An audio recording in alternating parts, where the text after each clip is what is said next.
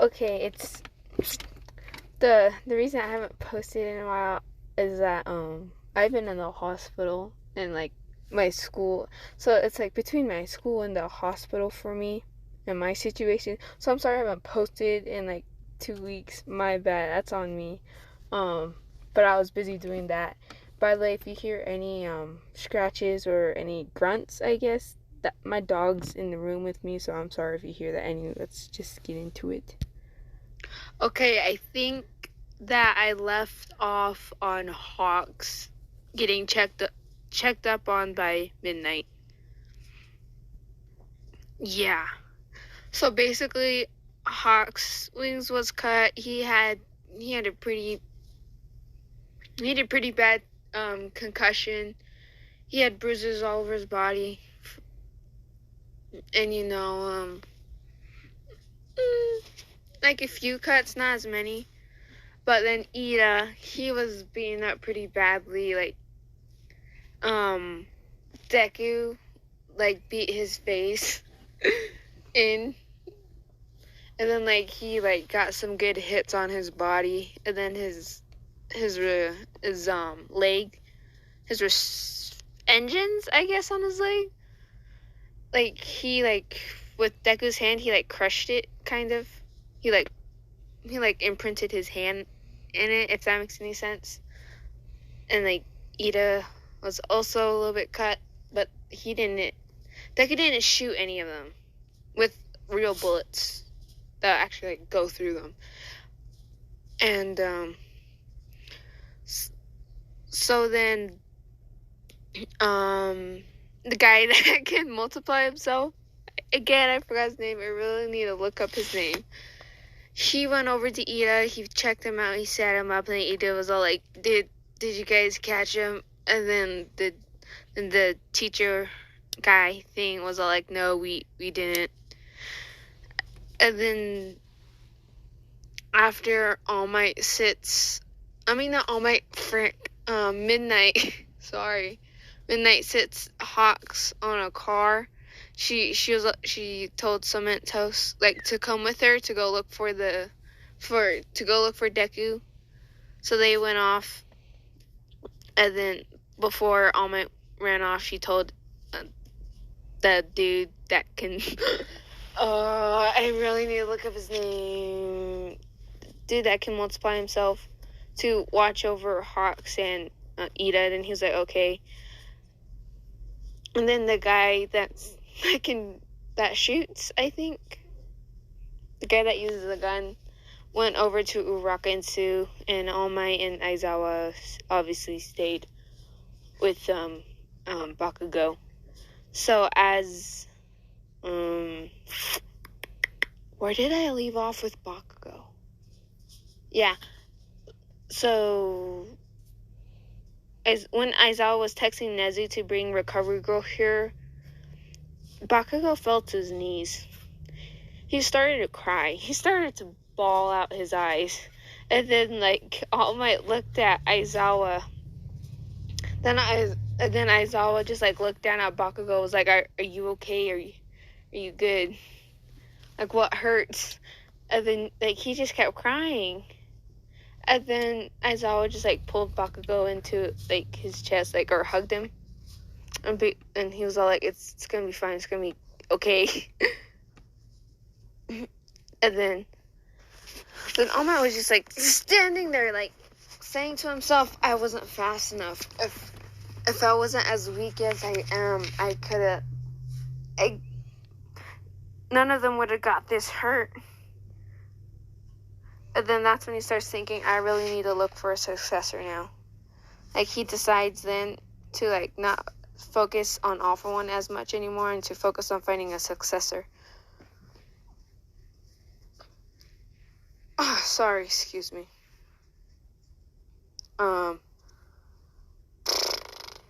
Successor, Bakugo crying, yeah. So Recovery Girl shows up and Nezu shows up too. Recovery Girl just, like, looks at everyone. She was like, whoever this guy is made my job really hard today, basically. So she went over to Hawks, gave him a kiss, and then she Then she went over to Ida to gave him a kiss. And then Recovery Girl told the guy, we're gonna call him that's his name now, the guy, to take them to the recovery room or whatever. Then she walks over to Bakugo, and like he kind of calmed himself down a bit. And then she went over and gave him a kiss, and then she was like, "Are you alright? You does it hurt still? Does it hurt really bad?" And he was like, I'm fine. I'm good. Thanks." And she was all like, "No problem. Here, have some candy." And then she walked off, and then Nezu walked over to All Might and saying what happened, and then All Might explained everything that he knew of. And then like Hawks kind of passed out. He, like after he shot his feather at Deku, he just flopped down. So yeah. Then Nezu was like, "Well, we're gonna have to wait until everyone is strong enough, or until Hawks wakes up to ask them any questions." And then the teachers gather Ida and Sue. I mean, not Ida, Uraraka and Sue. They were fine. They didn't get hurt. Then they got the class all together, put them in their classroom. And then everyone was like asking them like, "What happened? How was it? Did you see him at all?" And then they noticed that someone in the classroom, or it seemed too quiet. So then Kirishima was like, "Bakugo isn't talking." He realizes that, and then he like kind of says that to them quietly. And then they just see Bakugo sitting at his desk in the corner. Like, Bakugo right now, he's, like, going over every detail in that fight. Every detail, how he moved, how fluent he was, and everything. And especially when he said, "Who the hell is Deku?" Because, like, he could obviously tell that it was Deku. But he still couldn't believe it. He was like, "Am I seeing things? It can't be him. He was dead. He was pronounced dead." So then Kirishima goes over to Bakugo, and then Kirishima asks him, "Are you okay? Or does anything hurt still?" And then Bakugo's like, I'm good. Just leave me alone." And then like Kirishima's like, "Okay." After that, Kirishima goes over to Aizawa and was like, "What happened out there? He's not the same. Like, something's wrong with him." Then Aizawa just like looked over at Bakugo, and then he told Uraraka, Sue, and Bakugo to come with him. They go. Hold on. Yeah, they go with him. They follow him into the teacher's conference room. Then there they see a bandage up Hawks and Ida sitting there. Then everyone was already in there, all the teachers and All Might.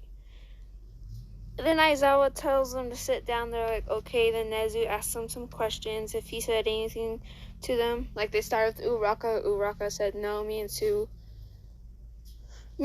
were in a building somewhere else," because Sue was passed out, and she was pretty bad. And then Nezu was like, "Okay." And then Sue just said, "I just remember fighting Bakugo," and then everything went black and dark.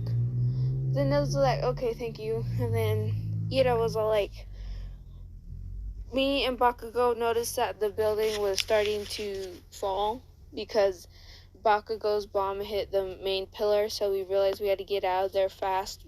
We grabbed Sue, or Uraraka grabbed Sue, and we ran out into the streets, and that's when we saw him. That's when we saw the Winter Soldier."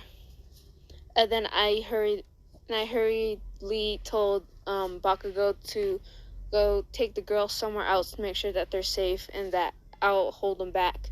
And then he tells like his fight with Deku. Tells him about his fight with Deku. And then like Ida was like, "I could barely get a hit on him." And then oh my god, I can't speak. Then Nezu was like, okay, thank you, and I hope you get better soon. And then he was like, no problem. And then, like, when Nezu got to Bakugo, and then Nezu was all like, okay, so can you go over your fight? Did he say anything to you? Did anything stand out about him? And then that Bakugo just, like, stayed quiet for a minute. Cause he was like, should I say anything about it? Will they think I'm crazy if I tell them I think it's Deku? Like, he debates that until Mike was all like, hey, little listener, are you gonna talk? Are you okay? And then Bakugo snaps out of it. He's like, he explains his fight with Deku. He explains it. Then it gets to the part where he got a lucky shot on him. Then he explains that part, and then they were like, oh, really? You actually hit him. Good, you defended yourself. Bravo. And then he was like, I pulled his mask off. And then they like all immediately listened even more. They're like, what? You pulled his mask off? What did he look like? And then Baka was all like, he was looking down now. Like, his hands were like kind of shaking. And then he was all like, when I pulled off his mask, and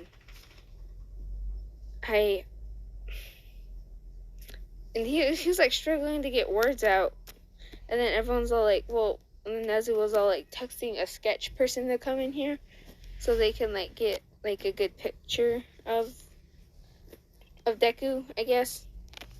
So they know what he looks like. So then again, but Aizawa this time like, are you gonna continue? We need to go over this. I know it might be hard for you, but we need to go over this.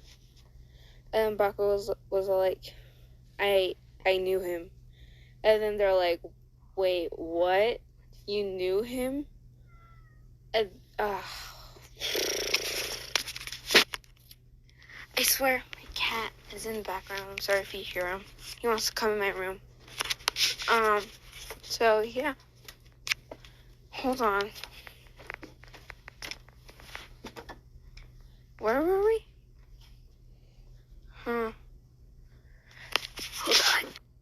So yeah, they were all surprised that Bakugo said that. Then Aizawa was like explain basically.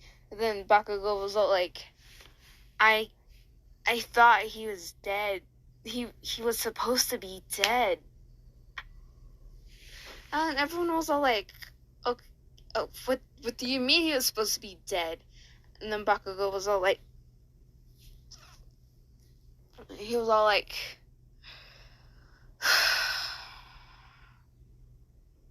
when I was 4 years old, I had a best friend. And then they're like, okay, how does that relate to the story? And Bakugo snapped at them, let me finish. And they're like, oh, okay. They backed off. And then Bakugo was like, I had a best friend. We would do everything together. We were inseparable. We talked about how we wanted to be movie actors, to astronauts, sometimes scientists. And then we finally just decided to be heroes because we wanted to help people. And then they're like, okay. And Bakugo was like, then I manifested my quirk. My friend, his quirk didn't. And he still wanted to be a hero. And then they're all like, okay. Even though in the all in the back of their heads are like, you can't be a hero without quirk. Bakugo continues, and he's all like, so then after he found out, wait, no, fuck. He didn't find out. Like, Inko, I forgot to tell this in the very fucking beginning of the fucking video, the first video, I am so sorry. Inko texted Mitsuki that Deku was quirkless. She texted that to him, and Mitsuki told Bakugo that. And Bakugo was like, I can't be friends with him anymore. I just can't for some unknown reason. So yeah. Sorry, I messed up on that. To be honest, I kind of forget things. Anywho. Yeah, so like he was all like, but then on the day that fuck, I keep forgetting things from the first video. So yeah, his quirk manifested. He said that, but then like everyone else in the classroom already manifested their quirks, but he didn't. So they all thought he was quirkless, even though he hadn't gone to the doctor yet. So then that's when he pushed him away. And he told Bakugo, told everyone that. They're like, well, okay. And then they're like, on the day that he went off to find out his quirk, that was the day he disappeared. He was kidnapped. And then they're like, what? He was kidnapped? Then Bakugo was all like, yeah, his mom died on that train. And then he was taken. And then Aizawa was all like, what's his name? Bakugo was all like, his name was Izuku Midoriya. And then Nezu pulls out a laptop, types Izuku Midoriya into his computer, and then it comes up the police file. But first, on Deku's file, it said deceased, kidnapped on train, blah blah blah, on day, blah blah blah. And that he was 4 and he was pronounced quirkless right before before the incident.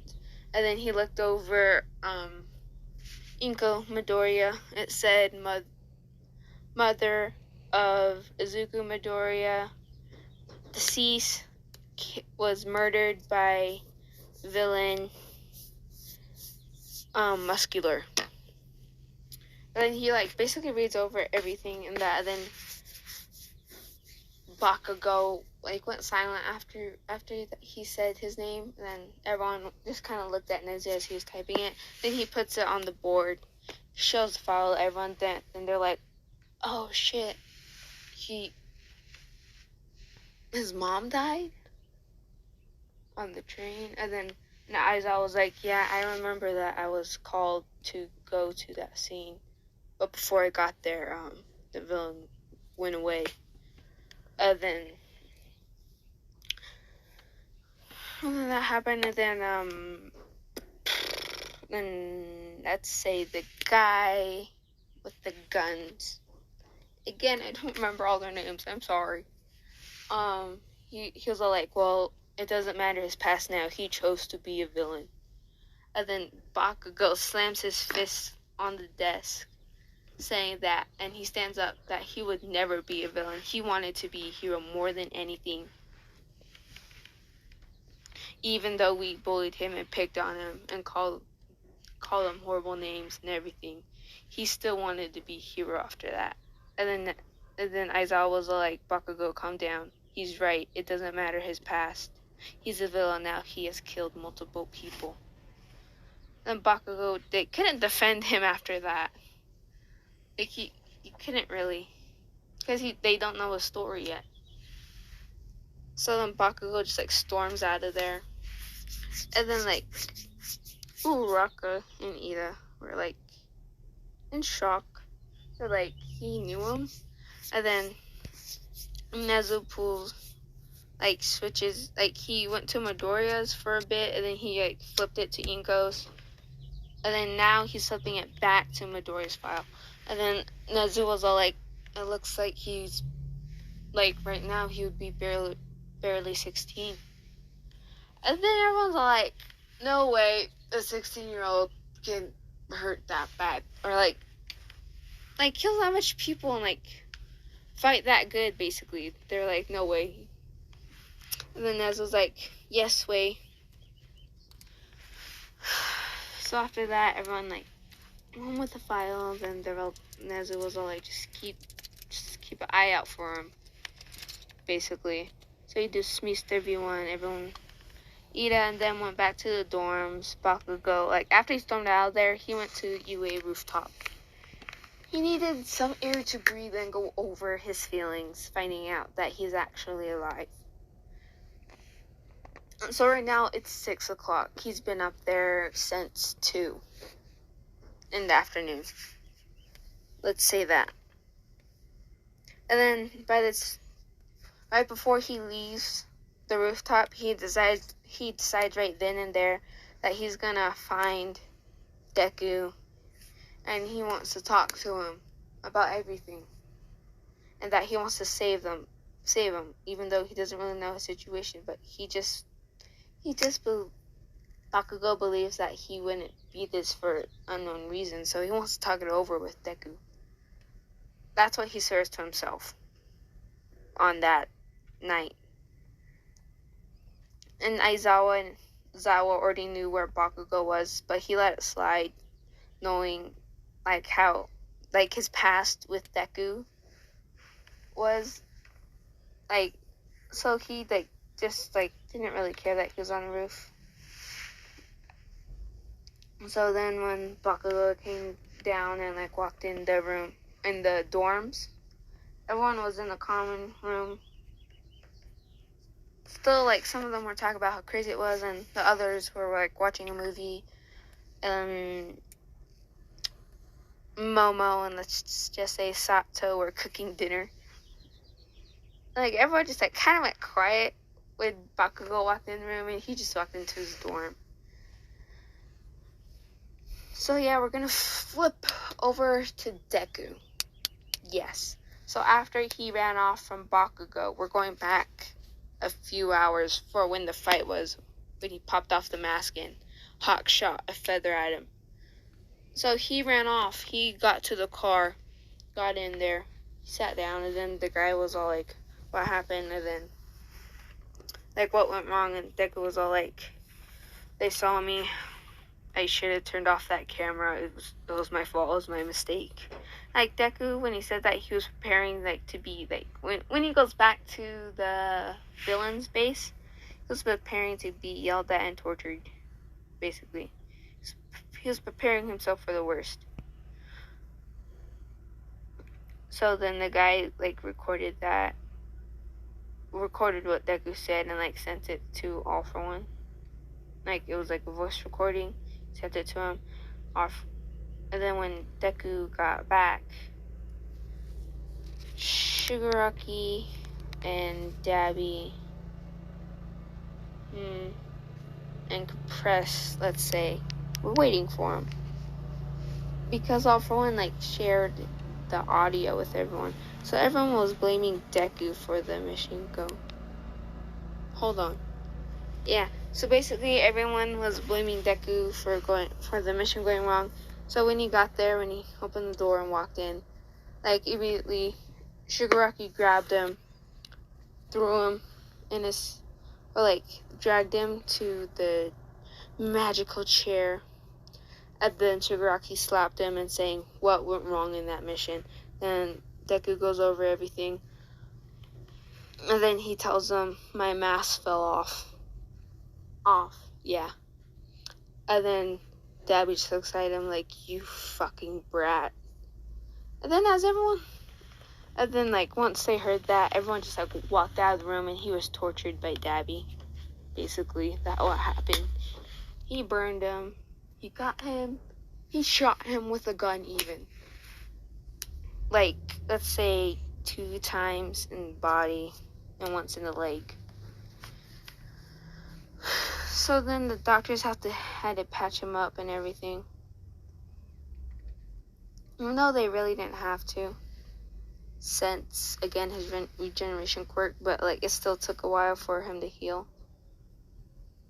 So when he woke up, he was sore all over. He ate his body. Was just in pain. So then he was like, and then Deku was like, I'm not sure how long I can take this. And then we're gonna go back to a flashback of his. When he was 5 years old, a year being locked up in a cell with no one to basically interact except for when they would torture him. One day, this all for one walked in the room with a gun, like a revolver, and one bullet. He put the bullet in the revolver, spun it. When it stopped, he tossed the gun to Deku. Because Deku, until he was 5, he kept saying that he wanted to be a hero, and that he would make sure that he would live up to his mom, saying that he would be a great hero. And All For One throws. So basically, they're trying to break his mind right now. They're trying to break him down so they can rebuild it the way they want him to be, basically. So then All For One throws the gun on the ground, saying, prove to me if you actually want to be a hero. And then Deku was all like, what? What do you mean? Have I proved it enough by saying no to you? And then All For One slaps him and kicks him into the wall. Then he was like, shut up. Deku just like stares at the gun, and then All For One was all like, have you ever heard of the game Russian roulette? And then Deku was all like, no, what is it? And then All For One was all like, well, you get a gun, put a bullet in there, you spin it, and then you put the gun to your head and you pull the trigger. Then if you lived through it and you didn't get shot, congratulations. But if you didn't and you die, well then you die. And then Deku kind of pieces together what All For One is saying here. All For One was all like, prove to me that you want to be a hero. And then Deku just looks down at the gun.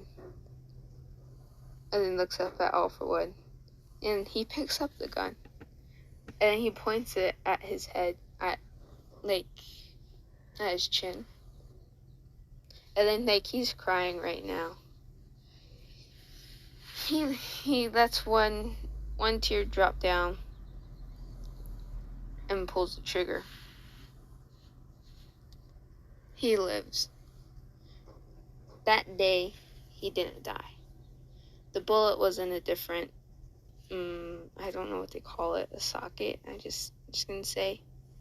Point is, he lived, and All For One was like, you actually have the balls to do that. Guess what? You might not die today, but I am going to make your life a living hell. So then he brings in some men, and then they torture Deku more than they have ever before. Like in the middle of it, All For One walks in there, and then he just like basically looks down at Deku as he's bleeding, and just like, it's just gory. It's a gory scene. Let's just go with that. And he looks down at Deku, and then he says, what do you want to be? And Deku is just quiet, and he just says, a nobody. I want to be nothing. And then this puts a smile on All For One's face. He finally done it. He finally broke Deku. He finally broke his mind, his mentality of being a hero in the future. Then he was like, good. Walks out of there, and he still lets the guys continue the torture. So, end of flashback. That was when he was in his cell, and when he first woke up after Dabby basically tortured him.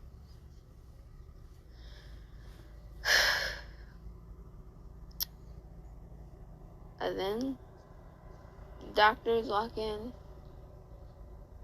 They do their checkup, making sure that he's gonna stay alive. Then they just leave him in there for like a week. Well, maybe not. Yeah, they leave him in there for a week. Like they gave him like 4 apples and like 2 water bottles for him like to survive the week. So now we're gonna cut over back to Bakugo and them. So the heroes are trying to gather information on them and everything. They haven't had any really solid concrete things on him, but they're still trying to find him and track him. But everyone still goes on their hero duties and everything, and the class kind of got over the incident. Hold on again. I am sorry for all these cuts. Yeah, so it's been a week. Everyone kind of forgot about it until Aizawa announces that they're gonna be do some special training. They're gonna do the USJ. So everyone's excited, and then Aizawa was all like, okay, it's gonna be 3 days from now. So you better train hard and everything. Everyone's like, yay and stuff. And then we're gonna flip back over to Deku. So in that week, they locked Deku up. They've been planning the USJ. They've been planning Nomu and everything that happens. So yeah, we're gonna go back over to Bakugo and his class. So 3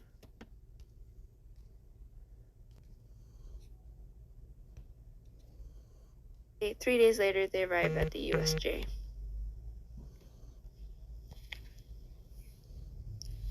Yep. And everything basically goes to canon. Like 13's there and everything. Everything goes on.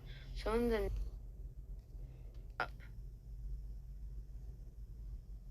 Deku also pops up. He comes out. Then everyone recognizes the metal arm and the green hair kid. Or man, they think. Because the teachers didn't share the information about him, about Bakugo knowing them. Then the teachers told Ida, Uraka, and Sue not to tell anyone. So the class doesn't know anything. But they still know who it is from the cameras. And they're like, that's the Winter Soldier. And stuff. So they get all separated. And then Nomu is just standing next to Shigaraki. Everyone's fighting their own fights and everything. And then once Bakugo, because before Bakugo got teleported, he saw Deku. And he was about to run to Deku. Boss himself over there. But and then he gets teleported onto a boat with Sue and Mineta. So then Sue was all like, I can't drag both of you into the water, and plus the villains, by the looks of it, all the villains have water-based quirks, and I'm not sure if they're as fast as me, or they might be faster. Then Bakugo was like, well, I can try to blast over the water. And then Sue was all like, but can you take both me and Mineta at the same time, both of our weight, because you only did that with Ida and you barely did it. And then he's like, yeah, maybe if I take one of you at a time. And then Mineta was like, no, you're not leaving me here alone with the villains. And he starts crying and everything. Then Shigaraki is keeping Deku at his side too, along with Nomu, to watch out for anyone that tries him. So basically Aizawa's fighting everyone, and then all the villains. And he's getting about to beat them, and then Shigaraki notices this. Then he sends Deku over there instead of Nomu. So then Deku and Aizawa have been going at it. Deku has the upper hand in this fight. He's not as worn out and as tired as he was with Eraser. As Eraser was, because he's fought all those villains before Deku. Then Deku's stronger than all of those villains. And he's more skilled in combat. and everything. So then Shigaraki just tells Deku just end him. Just as he was about to do that.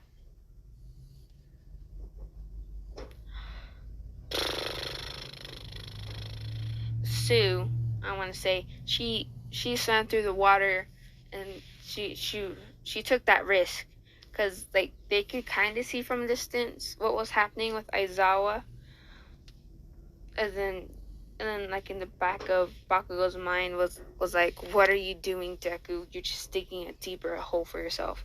And Bakugo was like, Sue, can you get Aizawa out of that situation and just basically run?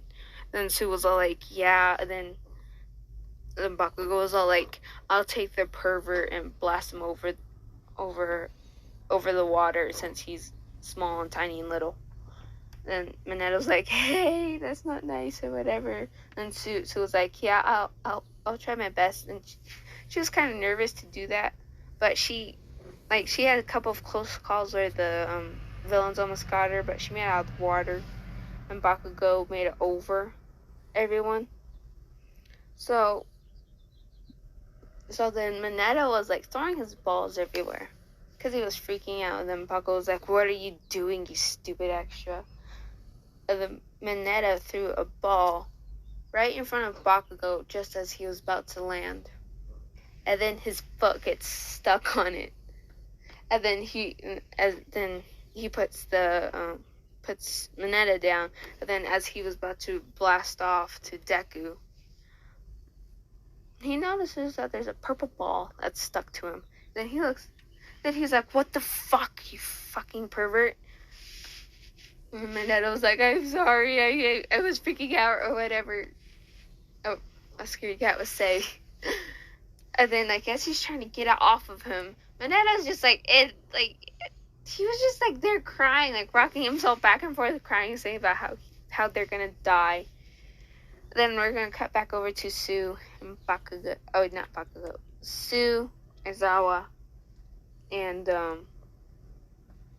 Deku. So, just as about he was finally gonna like end Aizawa, like as he was about to punch his head off, basically. Sue grabs she gets her tongue, swiftly wraps her tongue around Aizawa and flings him over by the entrance. And then Deku's just like annoying, basically in the back of his mind. And then he was also like, I need to finish him or else I'm gonna get tortured again, basically. So then he runs up the steps, but then the students are up there again. They're with 13. Then everyone's checking on Aizawa once Froppy flung him over there. And Froppy was taking care of Aizawa, and then Momo was making a first aid kit for Aizawa. They're bandaging up, and then as they see him walking up the steps, all they see is his head, and suddenly they see his body and his legs. Then he's finally on the top step. He's on the same floor as them, and then he pulls out a pistol, and then he really didn't want to in the back of his mind. They didn't brainwash him before this. By this time, Awful One kind of he thinks that Deku is basically brainless, that he'll listen to whatever they say, which is also true. He would listen to anything they would say. So then he pulls out his gun. He's like, I really don't want to kill them, but I have to get it done.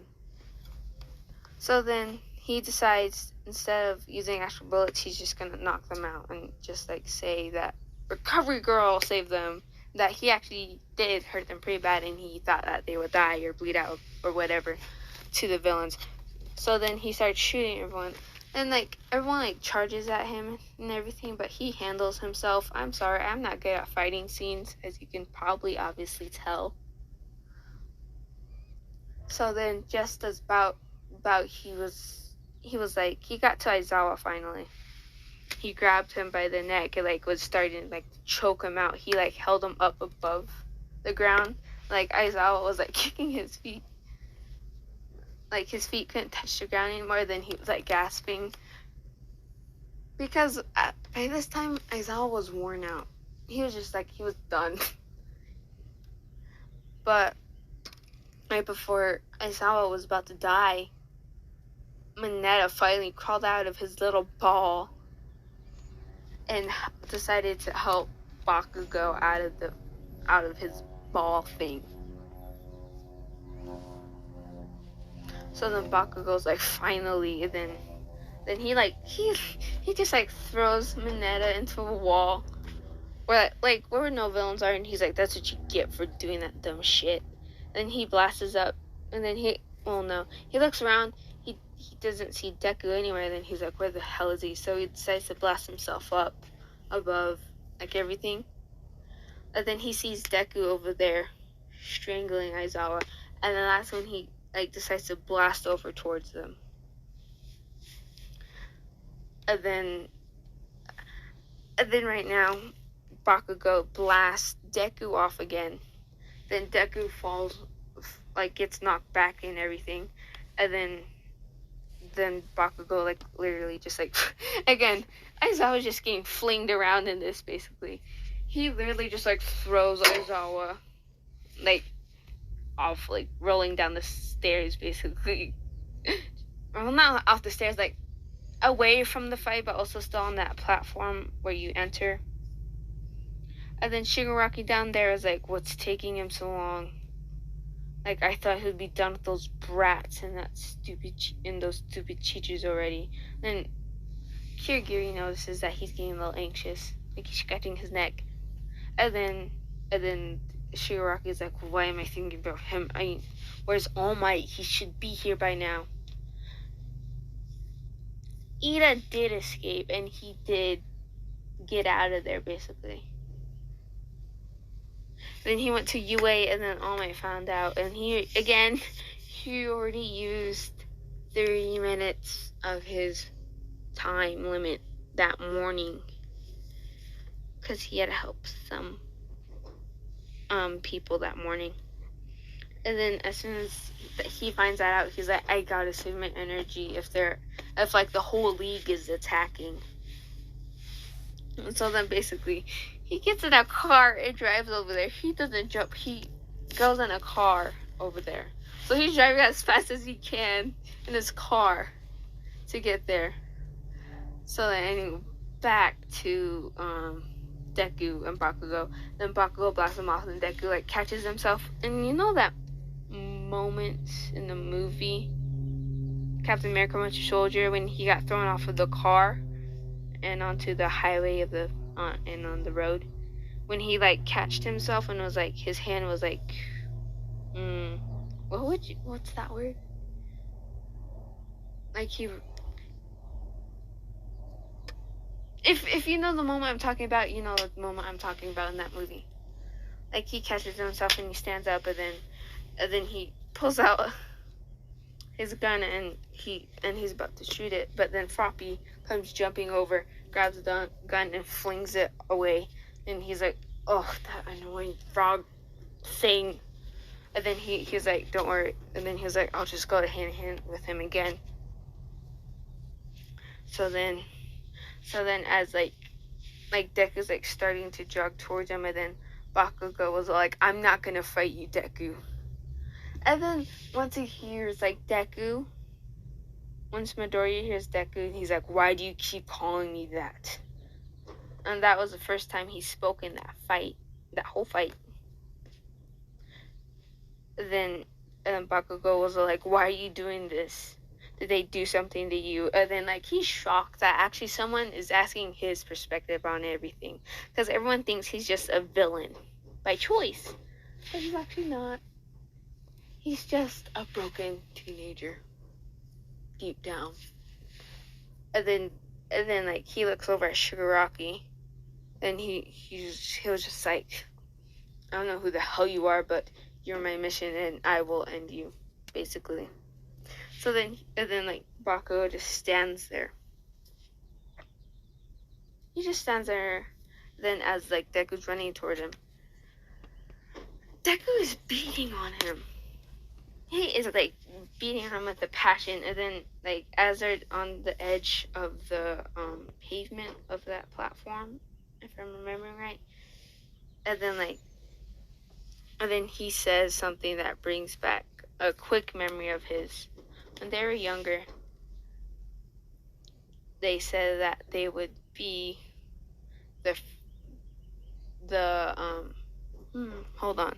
He gets a flashback of Bakugo and him making a promise to each other, basically saying that they would be heroes together, that they would do everything together, and they're on the playground and everything.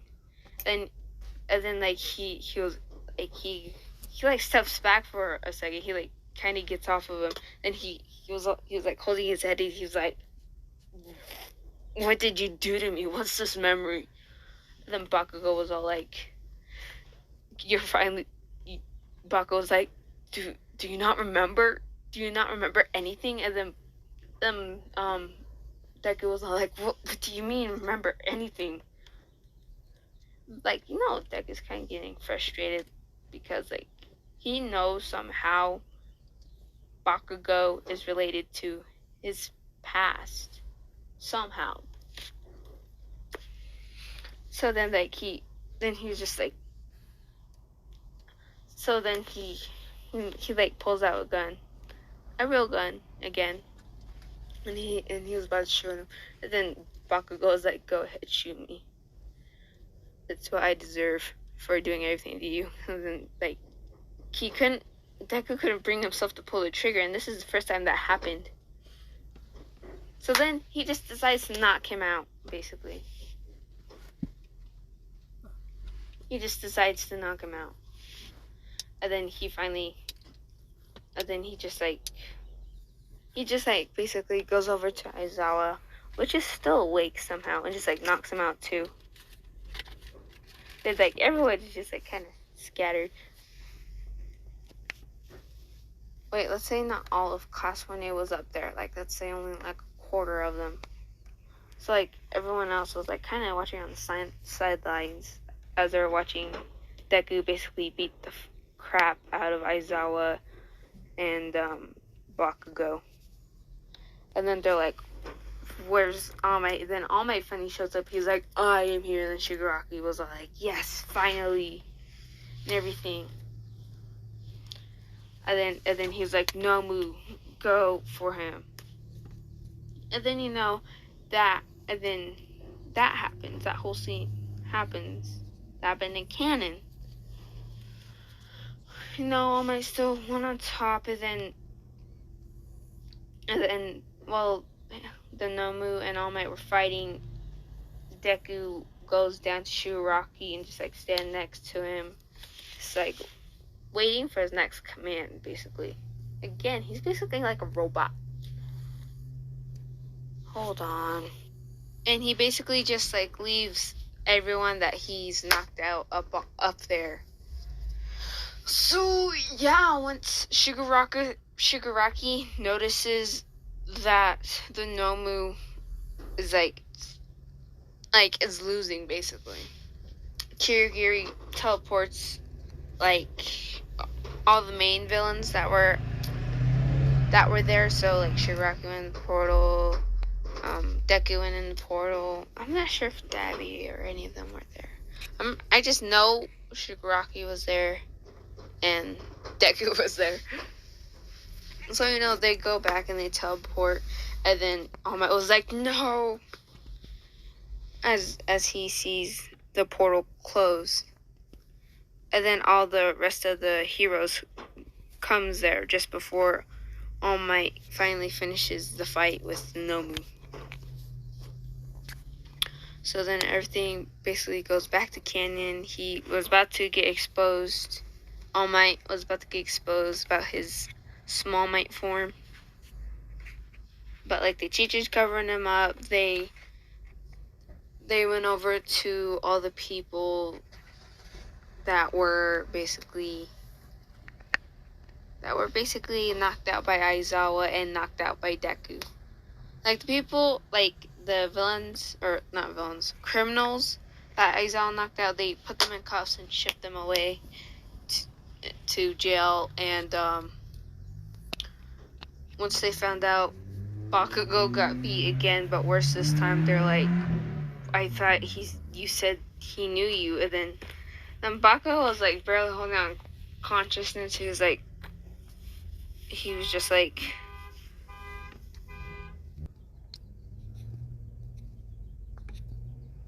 at them, and then he finally passed out. And then they saw Aizawa over there beaten to bloody pulp. And then they saw 13, so they gather them all up, they heal them, everything's sure. Everyone there gets like a week off. They get a week off. And during that week, so that's what happens with them. So now we're gonna cut back to Deku when they got back to the base from that fight when Kirigiri teleported them. So then the doctor's assistant comes in and grabs Deku, brings them to that magical room. They sit him in the chair, and then All For One walks in a few minutes later after he talks to Shigaraki about everything. So then he walks in there, and then he was all like, mission report, basically. Like, he wants to know Deku and basically everything that happened in the fight, because they taught Deku to remember things, basically. So he'll All For One's mission report, and then he just stays silent. Then everyone just kind of looks at him like bro, what are you doing? He's gonna beat your ass if you don't speak. Then All For One slaps him, and then Deku finally talks. That guy with the blonde spiky hair and the red eyes, who is he? And then All For One was all like, you met him on a mission earlier this week.